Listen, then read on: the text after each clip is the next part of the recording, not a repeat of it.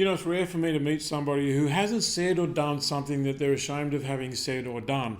And when I bring it up in workshops and I say, okay, hands up if you said or done something that you're ashamed of having said or done, there's a forest of hands go up because most of us have got like a heap of them. And so it's important that we understand what we need to do with shame. The message of shame is that what we should do is we should hide. We should not say what that thing is that we said or that we did, because what we do is we open ourselves up for criticism. Because you see, what happens when I say that thing or do that thing and I end up ashamed of it, or somebody shames me for it, so I can do it myself or someone can do it for me.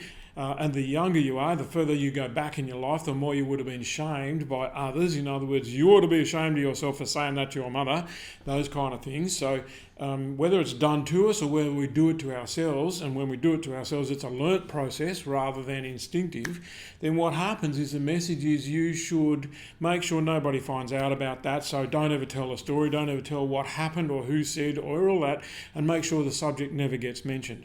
And I was talking to an athlete not too long ago who said that he went in a 100-mile run or walk. It didn't matter whether you ran or walk. And she and some mates got together and off they went, but they didn't do much training. And so they only made it 40-odd kilometres and had to pull out.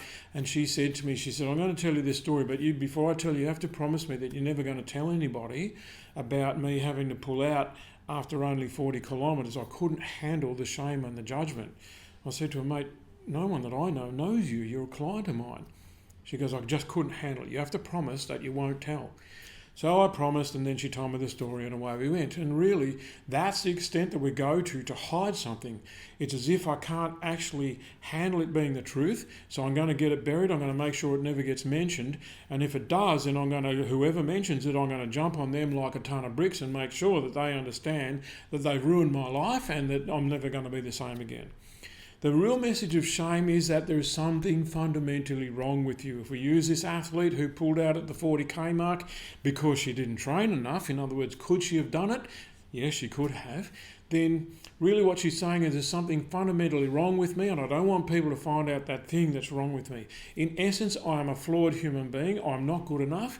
There is a flaw in my character and I should be doubted and I should not be taken as an equal amongst men or women. That my character is wanting, that there's actually a piece of me that should be there that's not there. I don't have substance, I don't have character and depth. And I say the word substance because I'm talking about that warmth that a person has as part of their character, the ability to just do what we say that we're going to do. And really, the message of shame is, look, if you tell what's going on, if you say what's happened or what was said, then you're going to be rejected even more than you have been so far. When you look at most cases of shame, most experiences of shame that we experience, it's mostly us who does the shaming to ourselves, and that, in effect, is the rejecting of ourselves. In other words, when I reject myself, I'm dealing with a very fundamental problem because, you see, rejection by others is one thing, but rejection by me equals self-abandonment. When I abandon myself, there's no one left for me because all the people who are there for me, I think that they've got some agenda or whatever. When I have a lack of belief in myself, when I have a lack of self-love, when I have no self-respect, then how could I assume that others would have it for me? So love projected towards me in the form of support, help, whatever it is, I can only let in as much as I can let in. In other words, if I feel unworthy of that kind of love and care and support and help and acceptance, then I can't let it in. Not that I actively resist it. What I see is that bit doesn't matter because, you're your dad and you told me that. Or that bit doesn't matter because you weren't there and you didn't see it. Or this bit of support doesn't matter because you don't understand how it went. So I make excuses for why that level of support doesn't count or doesn't matter. So in other words, that's how it is that I don't let it in. As a consequence of not letting it in, I feel like it never got sent because it didn't arrive. It's like, we sent you that email. Yeah, well, it didn't arrive, so I doubt whether you sent it. So I doubt that the love and support has any depth to it, any quality to it, because it didn't arrive. The problem is it didn't arrive because I've got some kind of barrier or mask or facade up which stops it from getting through. And so I'm denying myself the support that might teach me how to support myself. So that self-abandonment issue is one of the major issues in our life. It's critically important that we get on top of that, and that we turn up and be the champion of ourselves, that you turn up and you start being the guy who, or the girl who supports you and recommends you and loves you and cares about you and wants to see you succeed and see you deserve to succeed, and that you make that conclusion that you do deserve to succeed. Certainly those of us who make an effort, we deserve to succeed. We don't succeed all the time, but the effort, man, if you could value the effort instead of the result, most of us would feel better about ourselves. So what can you do about shame? How do you get shame out of your system? Most of us have got it built up over the years. Most of us have got it buried far enough down that we don't, a lot of these things we don't remember what took place. I reckon that you can just talk it out. The thing that I've seen work most in workshops is getting people in pairs and predicting what's going to happen if I tell you my thing, the skeleton in my closet. If I tell you my skeleton in my closet, you're going to reject me and blah, blah, blah, blah, blah. And then I'll go, okay, so we do that backwards and forwards, one person talking at a time. And then I say, well, do you want to let it go? Do you want to actually tell? And so lots of people do. And what they discover is I reveal a skeleton in my closet, and the person that I'm partners with says, I've done worse than that, or you shouldn't have come to that conclusion, or I love you more because I'm connected to you more because I understand more about you, because now I've seen the struggle that you've been through in your life. So speaking shame out is probably the number one cure for shame. Of course, you don't take out an ad in the newspaper, and you certainly don't go and find your enemies and tell them what you're ashamed of.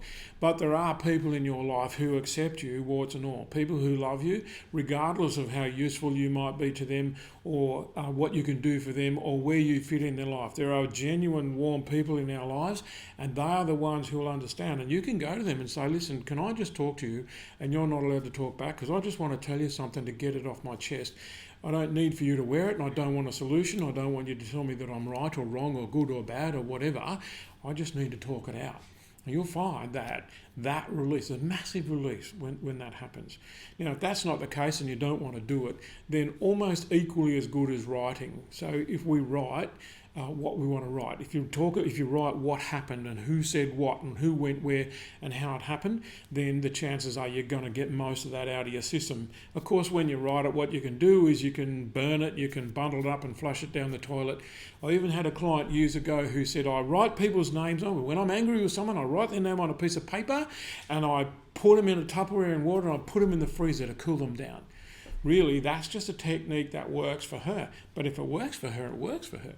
Of course, what you could do is draw. And when we're doing work with kids, particularly kids under the age of, say, 8 or 9 or 10, when they've been through trauma, we don't ask them to talk about it.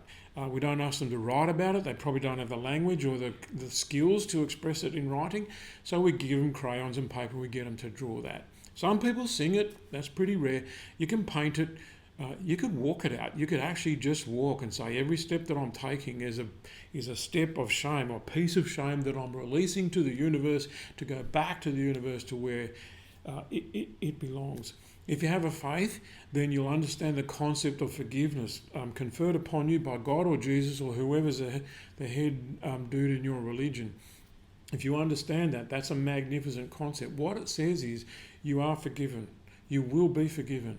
You might as well stop living as if you're unforgiven right now. So the funny thing about this is that you can't be released from shame unless you take the risk of bringing the skeleton out of the closet so for everyone to see, or for a few people to see, or for one person to see. But you've got to get that skeleton out of the closet.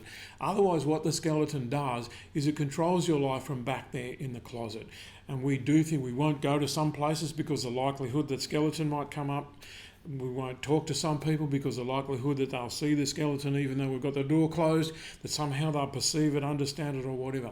So understand, when you decide to eradicate shame for your life, it's an act of courage. It'll always be rewarded. Give it a run.